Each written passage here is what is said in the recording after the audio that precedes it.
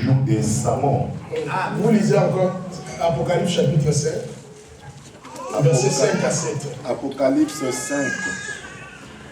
Apocalypse 5, 5 à 7.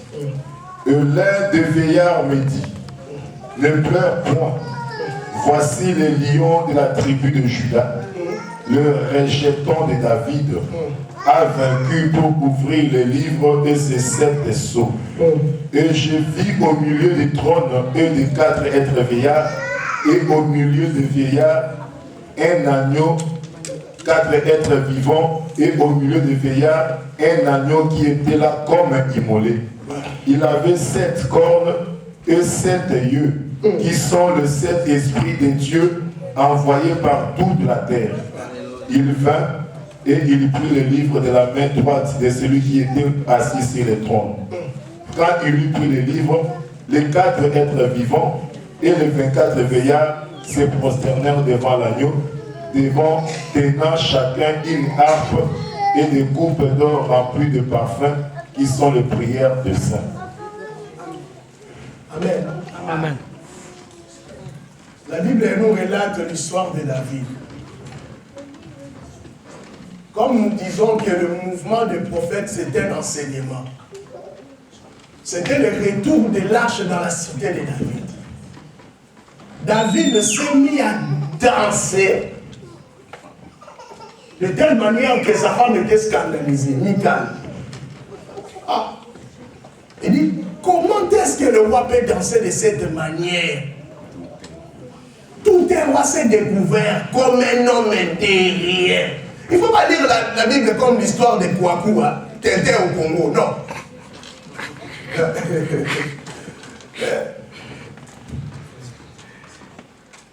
Il dit comment un roi, tout un roi d'Israël, s'est mis à danser de cette manière, de façon vulgaire comme ça.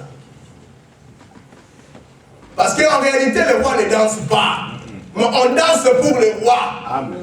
Amen. C'est le roi qui doit recevoir les hommages. Mais David s'est mis à danser. Il s'est découvert, il s'est dévoilé, autrement dit. David qui était roi s'est rabaissé. Parce que quand un roi se met à danser, c'est-à-dire le roi se rabaisse. Mais il y a une femme à côté qui était scandalisée. Nous avons toujours dit que les danses de David, ça crée une doctrine, qui nous David.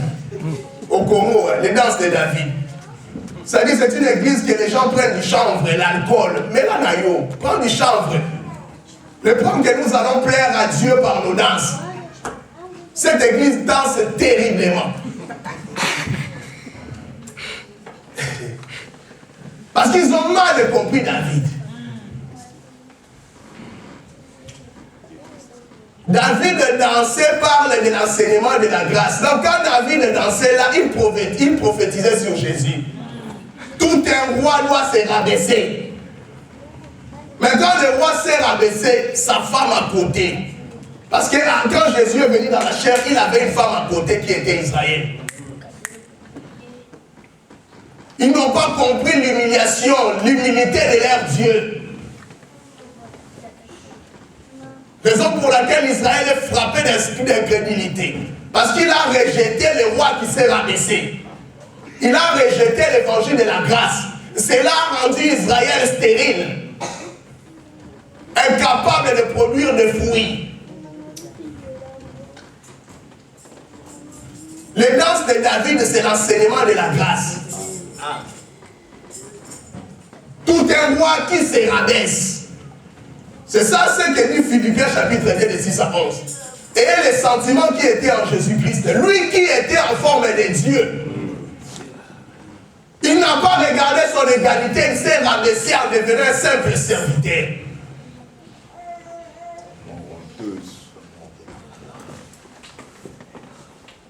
Le livre d'Apocalypse, chapitre 5. Il était question du rachat de l'humanité. La Bible déclare que l'un des vieillards a crié. Qui est capable d'ouvrir le livre et de rompre les sceaux? La Bible déclare personne dans le ciel, sur la terre et sous la terre, était capable d'ouvrir le livre, était capable de payer la dette.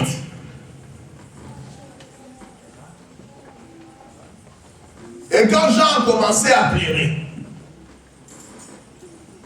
l'un des vieillards a dit, voici les lions de la tribu de Juda, les rejetons de David, qui a vaincu pour ouvrir le livre et le 7 sceaux.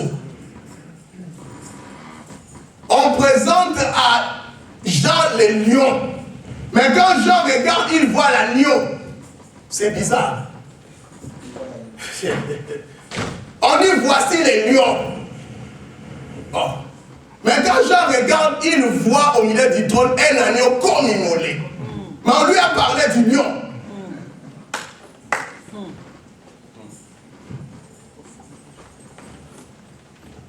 Nous avons dit le mercredi, le lion c'est le roi des animaux. Proverbe 30 nous dit que les héros de tous les animaux qui ne reculent point devant l'obstacle. Mais celui qui est lion s'est fait agneau.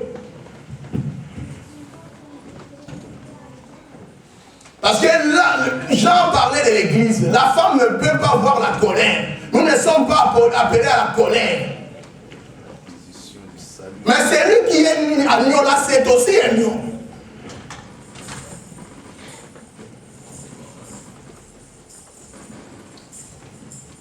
C'est ça l'énigme de Samson.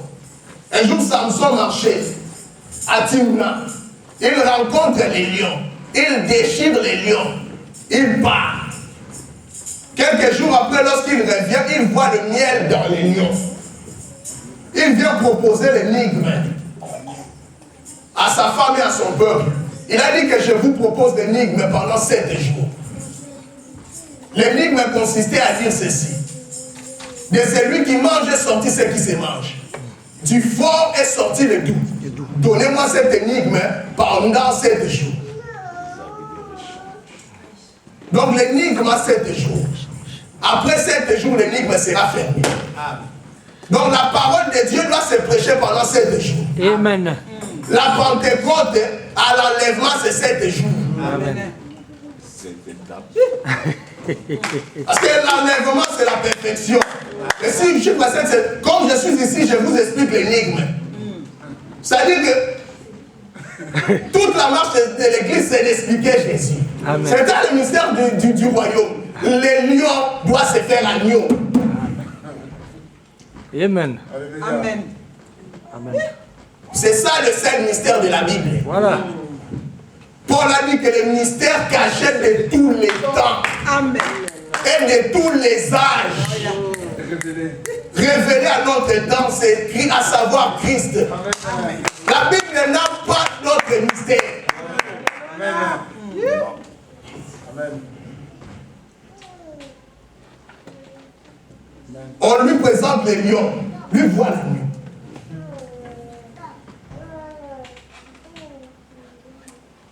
Donc il a manifesté premièrement la faiblesse. Mais en lui aussi il y a la colère. Parce que le lion n'est pas l'animal de sacrifice. C'est l'agneau qui est l'animal de sacrifice. Amen. Si Amen. tu dis la loi de l'Éternel, aucun jour on a sacrifié le lion. Amen. Amen. Le peuple était dans le péché. Voilà. Or la Bible déclare sans le fusion du sang, il n'y a pas le pardon du péché. Dieu devait se faire animal pour ôter le péché de l'homme. Déjà le fait de prendre de la chair, Dieu s'est humilié. Ces corps, c'était une humiliation pour Dieu. Il est merveilleux le Seigneur Jésus. Amen. Nous allons lire une dernière écriture pour chuter, pour comprendre ce que nous avons dit. Vous lisez Ésaïe chapitre 61, juste le verset 1-2. Ésaïe 61, 1 à 2. Et ensuite, Luc chapitre 4, de 16 à 21. Et nous allons conclure. L'Esprit du Seigneur, l'Éternel est sur moi, Ouais. car l'Éternel m'a oint pour porter de bonnes nouvelles aux malheureux. Yeah. Il m'a envoyé pour guérir ceux qui ont le cœur brisé, pour proclamer aux captifs la liberté et aux prisonniers la délivrance, pour publier une année de grâce de l'Éternel et un jour de vengeance de notre Dieu pour consoler tous les affligés. 1 à 2. Luc, Luc 4, de 16 à 21. Luc 4, 16 à 21. Il s'est rendu à Nazareth, où il avait été élevé, et selon sa coutume, il entra dans la synagogue le jour du sabbat. Il s'éleva pour faire la lecture, et on lui remit le livre du prophète Ésaïe. L'ayant déroulé, il trouva l'endroit où il était écrit. L'Esprit du Seigneur est sur moi, parce qu'il m'a oint pour annoncer une bonne nouvelle aux pauvres. Il m'a envoyé pour guérir ceux qui ont le cœur brisé, pour proclamer aux captifs la délivrance et aux aveugles le recouvrement de la vue, pour envoyer libres les opprimés, pour publier une année de grâce du Seigneur. Ensuite, il roula le livre, les remit aux serviteurs et s'assit. Amen. Ésaïe 61. Ésaïe prophétise, il décrit la mission du Messie. Mais nous avons dit que les versets 1 et 2.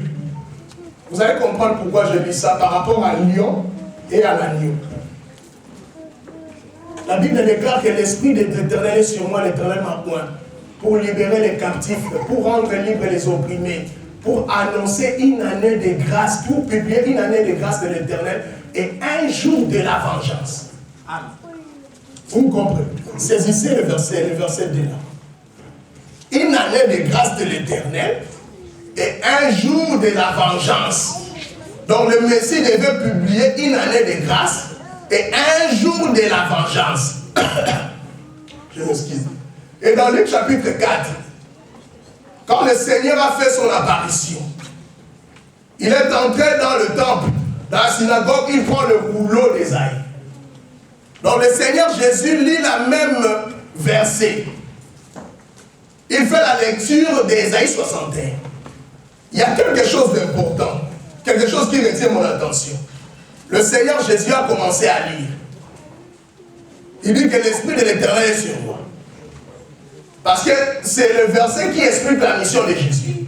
L'Éternel m'a oint pour rendre libre les opprimés, pour guérir les malades, pour libérer les captifs, pour publier une année de grâce de l'Éternel. Jésus-Christ n'a pas fait la lecture de la vengeance. Or, le verset 2 d'Ésaïe 61, chapitre 61, verset 2, on dit qu'il devait publier une année de grâce et un jour de la colère, de la vengeance. Mais Jésus n'a pas lu ces versets. Il n'a pas lu la colère. Parce que sa première venue, il n'était pas venu pour la colère. Il a dit que l'Esprit de Dieu est sur moi pour proclamer une année de grâce. Il a roulé les rouleaux, les livres. Et il dit aux Juifs, ces paroles que vous venez d'entendre s'est accomplies aujourd'hui. Les paroles de la grâce. Donc dans sa première venue, il était venu comme l'agneau. Raison pour laquelle il ne pouvait pas lire que je suis venu pour proclamer une année de la vengeance. Parce qu'il n'était pas venu pour la colère. Il a fait ça exprès. Parce que si Jésus-Christ avait dit, je suis venu pour publier une année de grâce, un jour de la vengeance, il allait se contredire. Quand il dit que je suis venu publier une année de grâce, il s'arrête là. Il n'a pas parlé de la vengeance, il a roulé le livre. Parce que dans sa première venue, Jean nous a dit, voici l'agneau de Dieu qui ôte le péché du monde. L'agneau est lié à la grâce, le lion est lié à la colère.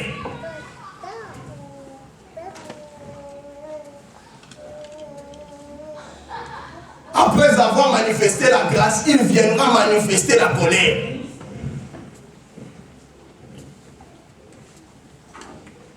Raison pour laquelle il a dit que je ne suis pas venu proclamer les jours de la vengeance. Mais après la grâce viendra les jours de la vengeance. l'agneau se transformera en lion.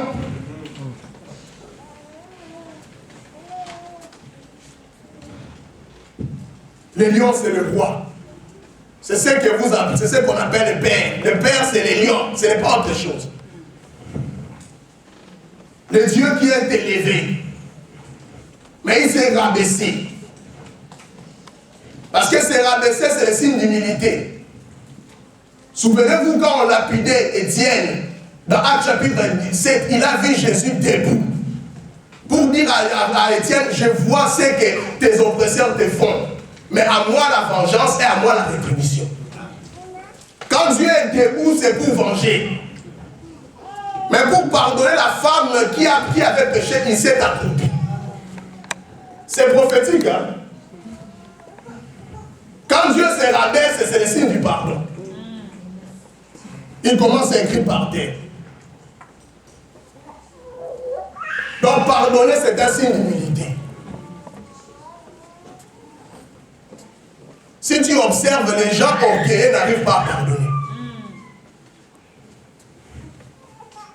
C'est aussi une marque des enfants de Dieu. Et quand tu es enfant de Dieu, tu dois manifester cette miséricorde. Parce que notre Père nous dit, pardonne-nous nos offenses, comme nous pardonnons à ceux qui nous ont offensés. Ton frère se présente, il y a cela, une heure, tu n'arrives pas à pardonner.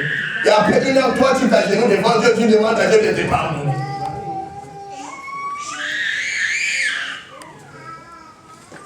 Quand Dieu se rabaisse, c'est pour manifester l'amour. Mais quand il est debout, c'est pour manifester la vengeance et la colère. Nous aimons ce Dieu-là. Parce qu'il est capable de se faire grand et petit. Et il s'est fait petit pour nous. Pour supporter ta faiblesse. Pour que toi qui étais faible, que tu deviennes fort. C'est ça le but. Pour que la femme soit semblable à l'homme. Parce que la Bible déclare que ce que nous serons n'est pas encore manifesté. 1 Jean chapitre 3, je crois, verset 10. Lorsqu'il apparaîtra dans la nuée, ces jours-là, nous le verrons tel qu'il est, parce que nous serons semblables à lui. Ces jours-là, la femme ressemblera à l'homme. Celle qui était faible deviendra forte. Mais il est en train de nous façonner, de nous donner sa parole, afin que sa parole nous rende forts. Que le Seigneur nous bénisse au nom de Jésus. Acclamons.